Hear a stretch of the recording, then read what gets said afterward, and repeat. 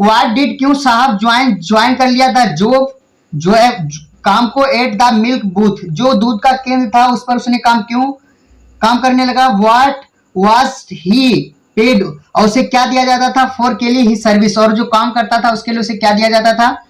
साहब join join कर लिया था मिल्क बूथ को, दूध वाले केंद्र को, बिकॉज क्योंकि ऑफ हिज पॉवर्टी, अपनी गरीबी के कारण,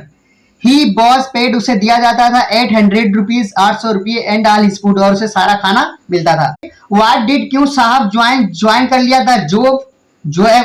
काम को, एट द मिल्क बूथ, जो दूध का केंद्र था उस पर उसने काम करने लगा। व्हाट वाज ही पेड, और उसे क्या दिया जाता था, फॉर के लिए ही सर्विस, और जो काम करता था उसके लिए उसे क्या दिया जाता था।